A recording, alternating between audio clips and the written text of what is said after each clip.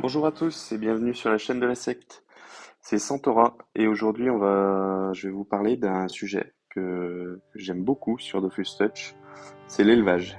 Mais aujourd'hui on va se concentrer sur l'élevage public. C'est comme ça que j'ai commencé et je trouve que c'est une très bonne astuce pour faire les succès d'élevage et en même temps se faire un petit peu de kama. Alors pour commencer on va voir le type de dragodane qui est bien à faire en enclos public. Ce que tout le monde fait à peu près. C'est ce qui va le plus vite, c'est ce qui rapporte le plus, quoi. Même si tout le monde le fait, ça reste quand même rentable. Donc, vous pouvez prendre soit des dragos amandes, soit des dragos rousses. Ça donne exactement le même type de parchemin, c'est parchemin doré. Donc, on a les mâles en bleu, les femelles en rose, et le but donc, ça va être de monter des caractéristiques. Donc, l'endurance, la maturité et l'amour. L'endurance, donc sur ce type de drago, on va la monter à 1000 et ça bougera plus. Ça permet d'équiper la dragodane et d'ensuite aller l'XP. Donc il faudra qu'elle soit niveau 5 minimum pour pouvoir se reproduire. Ensuite, on va monter l'endurance à 7500 minimum et l'amour à 7500 minimum. Une fois toutes ces conditions réunies, vous pourrez les accoupler. Donc, vous pouvez prendre un seul couple si vous n'avez pas beaucoup de kama de départ. Ça mettra juste plus longtemps, mais avec un seul couple, en fait, on peut reproduire à l'infini. Alors, pour pouvoir monter toutes ces caractéristiques, on va se servir des groupes d'enclos présents dans les cités. Donc, on a un groupe d'enclos présent à Bonta et un autre groupe présent à Brakmar. Donc, c'est intéressant d'être d'alignement neutre pour pouvoir faire ça. Et niveau 60 minimum pour pouvoir utiliser les enclos et équiper les dragodanes. Donc il y a plusieurs types d'enclos. Là on a l'enclos avec les mangeoires qui permettent de monter l'énergie. Alors l'énergie sert uniquement, elle est là, à équiper la dragodane, donc à la monter. Elle servira à rien d'autre. J'ai déjà entendu dire que ça permettait d'avoir plus de bébés, mais en fait c'est pas vrai. Ça sert vraiment à l'équiper. Et en fait, vous allez par exemple monter l'énergie à 100%, et à chaque fois que vous allez changer de map, eh ben, ça va descendre. Et il va falloir la recharger pour pouvoir l'équiper, et à chaque fois que vous allez changer de map, encore une fois, ça va descendre. Donc, pour nous, ça va nous servir vraiment pour les XP, et sinon à rien d'autre. Donc cet enclos-là est pas très intéressant, sauf pour la reproduction, on verra ça tout à l'heure, parce qu'il est vraiment bien placé pour ça. Donc ensuite, on a plusieurs types d'enclos, on va aller voir ça tout de suite. On a l'enclos de la maturité, avec des abreuvoirs. Donc pour monter la maturité, il va falloir placer le curseur, qui est juste ici, sur la zone bleue, comme ici. Une fois que ce sera sur la zone bleue, on pourra mettre les dragos dans cet enclos, comme ceci. Et bon, elles vont prendre, je sais pas exactement combien de points par heure, ça va mettre un certain temps à monter. De toute façon, pour nous, quand je le faisais, je faisais un tour le matin, un tour à midi, un tour le soir pour les trier. Pour les tourner, voilà, j'avais 150 DD en étable et ça me permettait d'avoir un bon roulement comme ça. Donc, je vous ai parlé du curseur et ça c'est très intéressant, c'est très important parce qu'il va falloir placer ce curseur à chaque fois pour pouvoir monter une caractéristique. Donc là, il est placé dans la zone de état agressif, ils mettent. Voilà. Ça permettra de monter l'endurance. Ensuite, il est dans l'état serein, ça permettra de monter l'amour. Vous pouvez pas mettre n'importe quel drago dans n'importe quel enclos et que ça monte tout seul, ça c'est pas possible. Donc il y a un système de filtre, c'est ça qui est super bien. Donc vous pouvez mettre par exemple les dragos que vous voulez qui ont le curseur dans l'espace que vous voulez. Voilà. Donc par exemple pour ça, la maturité. Voilà, là j'en ai pas. Sinon, ça m'aurait sélectionné donc toutes celles qui sont prêtes à aller dans cet enclos-là. Bon, accrochez-vous parce que c'est un peu scolaire. Ensuite, on va aller plus loin. Ça, je vous le présenterai tout à l'heure. Donc là, c'est l'enclos qui permet de monter l'amour. Donc on va le faire ensemble. Là, j'avais placé des dragos, donc le curseur du bon côté, et ça a permis de monter l'amour. Donc là, c'est 10 000 sur 10 000, ça ira pas plus loin. Donc je peux tout sélectionner et tout mettre en étable. Ensuite, je vous ai parlé du filtre. Donc on va sélectionner le curseur et ensuite l'état. Donc pour l'instant, l'amour n'est pas monté sur celle-là. Je vais pouvoir tout sélectionner et tout mettre dans cet enclos. Donc là, on a celle qui nous intéresse grâce au filtre. Ensuite, on se déplace d'enclos.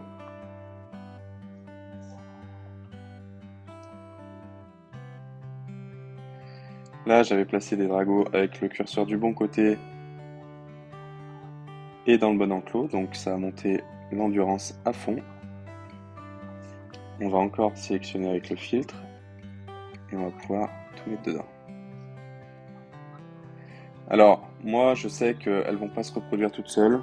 Après, ça, c'est un choix. Une fois qu'elles seront, par exemple, si elles ont déjà l'amour et que vous les mettez dans l'enclos endurance et qu'elles sont niveau 5, elles risquent de s'accoupler toutes seules. Après, c'est vous qui choisissez si vous voulez tout accoupler d'un coup pour pouvoir faire le tri des nouvelles naissances d'un coup, ou alors si vous voulez que ça se fasse tout seul, vous pouvez ne pas filtrer, sinon il y a un filtre pour mettre que les mâles, que les femelles. Ensuite, on a les deux enclos du haut qui vont servir à bouger le curseur. Donc là, ça fait un moment que je les ai mis, donc le curseur doit être à fond à gauche. Mais avec 3 tris par jour, normalement, ça devrait pas trop se déplacer à gauche, parce qu'après, ça met beaucoup de temps pour revenir à droite. Donc là, celles-là sont prêtes à monter l'endurance. Maintenant, on va vouloir déplacer le curseur de celles qui ont déjà l'amour. Donc on va sélectionner le curseur à droite, l'amour déjà monté et pas d'endurance. Ça, c'est les dragos qui seront intéressantes. Voilà, pour cet enclos, on va vouloir déplacer le curseur du côté de la colère. Et le dernier enclos pour ce groupe-là, ça va être les caresseurs, donc qui vont permettre de faire l'inverse, justement. Voilà. Donc là, on va sélectionner les dragos qui ont déjà de l'endurance, mais qui n'ont pas d'amour, et qui ont le curseur à gauche. Et on va vouloir les faire basculer à droite, pour pouvoir monter l'amour. Alors je vous présente très rapidement le groupe d'enclos à Brakmar, et on va trier ensemble pour voir. Il est un peu moins bien placé, parce qu'on n'a pas les choses dans le bon ordre. Donc là j'avais mis des dragos à maturer. Voilà, la maturité est montée à fond. Et il me semble que j'en ai pas d'autres. Donc pour placer le curseur au milieu, il va falloir y aller souvent. C'est un peu... En enclos public, je trouve ça un peu plus pénible. Mais bon, après ça se fait. Donc voilà, il y a des dragos qui sont juste sur le curseur. Et des fois, donc en montant l'amour, ça déplace le curseur. Alors soit à droite, soit à gauche. Et du coup, des fois ça bascule. Et du coup, la drago est dans le mauvais enclos. Mais celle-là, elle sera parfaite pour monter la maturité du coup. Donc je vais les mettre là. Et je vais en remettre d'autres.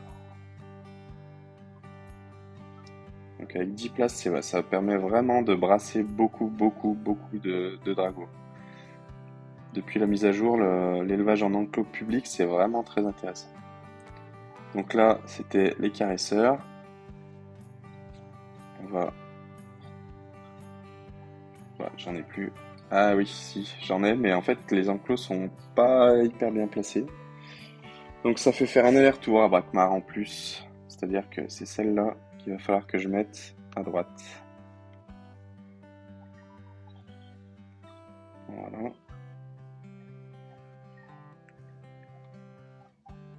Bon, après, quand vous aurez un bon roulement, normalement,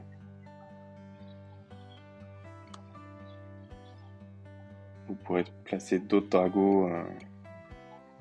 Vous aurez toujours des dragos à mettre dans les enclos si vous avez un bon nombre. Tac, et là, on fait l'inverse. Voilà pour ce qui est un peu du tri, donc ça va être quotidien. Si vous le faites 3 fois par jour, franchement, il y a moyen de faire un petit peu de kama et aussi de monter les succès. Où est-ce qu'ils sont? Ils sont là, les succès élevage. Donc surtout pour les 1000 naissances et les 1000 accouplements, qui sont pas faciles à faire. Et franchement, avec des rousses ou des amandes, ça peut se faire en quelques mois.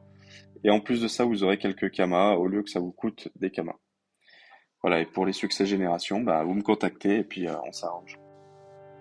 Alors maintenant, pour pouvoir reproduire des dragos, donc je sais même pas si j'ai un exemple, j'ai pas d'exemple. Donc il va falloir, une fois que vous avez tout monté, donc à la level 5, il y a de l'endurance à 7500, de l'amour à 7500, vous allez trouver un enclos propice à l'accouplement, c'est mieux.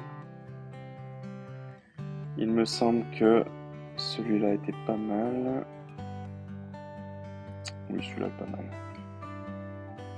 Sinon, il y a l'enclos des mangeoires à Bonpa qui est pas mal. Donc vous allez pouvoir sélectionner, par exemple, 5 mâles. Là, c'est vraiment pour l'exemple, elles sont pas prêtes du tout. Là, j'en ai sélectionné 10. Je les mets ici. Tac. Et je fais un petit coup de bisou. Elles se déplacent et c'est en les déplaçant toutes sur la même case que vous allez les faire accoupler. Ensuite, vous les reprenez. Donc, il y a un petit filtre pour ça, hein, c'est féconde. Vous allez avoir toutes celles qui sont prêtes. Et ensuite, féconder, c'est toutes celles qui ont déjà été fécondées. Ensuite, il y a un petit onglet stérile pour pouvoir trier vos dragos. Donc vraiment, il y a tout ce qu'il faut ici pour pouvoir bien trier. Toutes les couleurs, les capacités, on n'en a pas parlé. Il y a plusieurs capacités. On a amoureuse. Alors en fait, ce sera l'amour qui va monter plus rapidement qu'une drago standard. Caméléon, vous connaissez tous, ça prend les couleurs du personnage. Endurante, donc celle-là, elle va monter l'endurance plus rapidement que les autres. Infatigable, alors il me semble qu'elle use moins d'énergie qu'une autre. Je crois que pour un changement de map, ça doit être 2 d'énergie et celle-là doit en consommer qu'un. Alors je dis ça un peu au hasard parce que vraiment celles qui sont importantes pour l'élevage, c'est reproductrice. Donc porteuse, ça j'en ai une. Ça me sert pour les pods. Donc vous prenez une génération 10. Regardez dans les succès quels sont les types de couleurs de génération 10. Vous prenez porteuse et il y aura 6000 pods normalement dessus. Voilà. Ça sert vachement pour XP les métiers ou vous débarrasser de tout ce que vous avez quand vous êtes trop lourd. Vous mettez dans la drago et vous voyez pour plus tard. Donc ensuite, on a en capacité précoce. Alors précoce, il me semble que ça monte la maturité plus vite. Mais voilà, encore une fois, ça j'utilise pas trop. Prédisposé génétique. La prédisposition génétique. Ça va aider à transmettre une caractéristique. Par exemple, si vous avez une caméléon femelle, vous pouvez prendre une prédisposée génétique mâle. En les accouplant, il y a plus de chances de transmettre le gène caméléon. Sachant que le gène caméléon, il s'obtient que par le shop en fait. Alors soit vous l'achetez déjà en HDV, soit vous achetez comme moi, au départ j'avais acheté une rousse caméléon et puis j'ai transmis le gène et jusqu'à avoir, je crois que j'avais fait des prunes émeraude en caméléon, j'avais un élevage de caméléon comme ça. Donc vous pouvez transmettre le gène à l'infini, mais en fait il faut déjà l'avoir eu une fois. Alors que les autres, amoureuse, endurante, infatigable, porteuse, tout ça, ça s'obtient, il y a 10% de chance, je crois, que ça s'obtienne comme ça. Et vous avez aussi 10% de chance de le transmettre. Et c'est un peu plus avec la prédispo génétique. Alors après, je connais pas les chiffres. Ensuite, on a repro. Donc repro, ça, c'est ce que je préfère. J'ai que des repros. Alors sur les mâles, ça sert juste à transmettre le gène. Et sur les femelles, ça va permettre de générer plus de nouvelles naissances. Donc sur une non-repro, on va avoir de 1 à 3 naissances. 3 naissances, c'est très rare. Et sur les reprods, on va avoir de 2 à 4 naissances. 4 aussi est très rare, mais bon, ça fait toujours plaisir. Donc ça permet vraiment d'avoir un maximum d'efficacité. Donc je vous conseille d'acheter des couples repro. C'est pas forcément très cher sur les rousses. Et si vous partez que d'un couple, franchement, ça se fait très bien. Ensuite, vous gardez que les repros. Vous pouvez aussi faire au début un mix, c'est-à-dire femelle repro, mâle prédispo. Et ça permet d'avoir pas mal de repros en naissance. Et ensuite les sages, donc les sages vont XP beaucoup plus vite. Voilà pour cette partie-là. Allez, merci d'être encore là et de ne pas vous être endormi. C'était un peu studieux, mais au moins vous avez les bases. Donc pour ceux que ça intéresse toujours, et j'espère qu'il y en a toujours, je vais vous présenter mon perso qui me sert donc à XP les dragos d'Inde niveau 5. Donc bien sûr c'est tout buggé, c'est de l'encamar. Donc pour ça j'ai fait un stuff opti, dommage et force. C'est-à-dire que je m'en fous un petit peu des autres caractéristiques, la vita, les résistances, tout ça, ça m'intéresse pas. Vous allez voir, il y a quelques pépites dans ce stuff. Il est immonde. Mais ça m'intéresse pas du tout les autres caracs. Moi, ce qu'il me faut, c'est de la force et des dommages. Donc voilà, j'ai pris des ITM. Certains, je les ai bourrinés en runes force. Voilà, ça ressemble à rien du tout, mais il y a de la force. Là, normalement, c'est 50 et j'ai 73. Voilà, toujours les dommages. Ça, on peut pas y faire grand chose, donc il y a que les dommages et la force. Ça, je crois que j'ai un petit peu bourriné. Ouais, ça ressemble à rien. Et alors, vraiment, la pépite, c'est celle-là. Elle ressemble à rien du tout, mais elle est très efficace. Donc, je me suis mis en 12, on s'en fout, DPM, 12-3 apparemment. J'ai pas d'exo, donc pour ça, j'ai mis un ocre et un turbulent. J'ai 1400 de force et je peux pas équiper de familier puisque je vais avoir les dragos. Donc on va aller voir ça. Donc l'astuce, c'est de sauvegarder le Zap Brakmar. Parce que franchement, si vous avez 30, 40, 50 ou comme moi 200, 300 DD à XP, il va falloir optimiser. Donc moi j'ai sauvegardé Brakmar. Ensuite j'ai mis en favori l'hôtel de vente des animaux. Ici on a le mangeoire. Donc là, c'est là où ça va nous servir. J'ai dans mon enclos privé des dragos, donc orchidées et turquoise. Je les ai toutes montées en maturité. Et maintenant, je vais les XP pour pouvoir les faire reproduire. Donc j'ai que des repros et vous voyez, des fois, il y a des infatigables qui se greffent. Donc on peut avoir deux capacités, je ne l'ai pas dit tout à l'heure. Donc là, je vais les mettre dans l'enclos mangeoire. Comme ça, au moins, ça va permettre de monter l'énergie du temps que j'XP une drago. Là, pour l'instant, elle est inéquipable. Regardez, on va essayer avec une qui est en certificat. Si j'essaye de l'équiper, ça va me dire votre monture est épuisée et refuse de vous porter plus loin. Donc, moi, j'ai toujours un peu de poisson sur moi au cas où. Je lui donne un poisson et je prends une potion de destination inconnue. Ça va me téléporter ici et ça va me permettre d'XP très rapidement toutes mes dragos.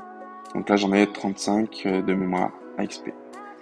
Donc j'ai pris la classe Feka qui est très intéressante pour ce type de combat parce qu'elle va pouvoir me permettre de taper tous les mobs d'un coup et de les finir en un tour pratiquement à chaque fois. Là, je passe juste le tour et c'est fini. Drago d'Inde level 7. Je peux changer de drago.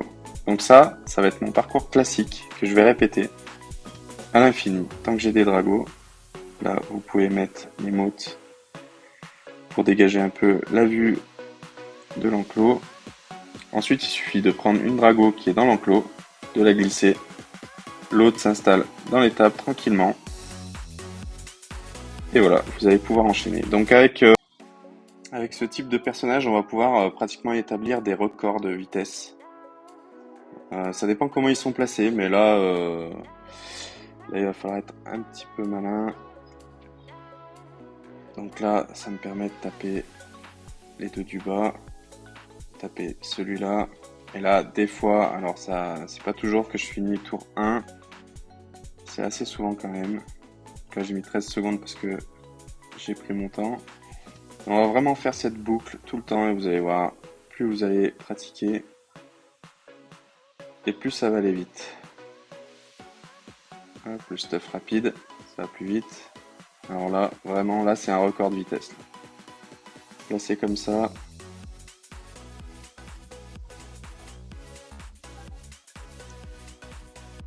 On met 6 secondes.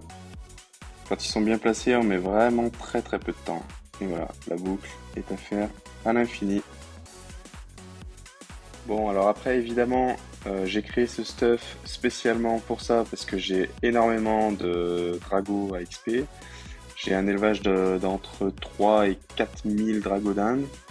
Donc c'est vrai qu'il faut en XP souvent. Bon, si vous en XP pas souvent, vous pouvez toujours aller à destination inconnue et taper votre combat en 2 tours.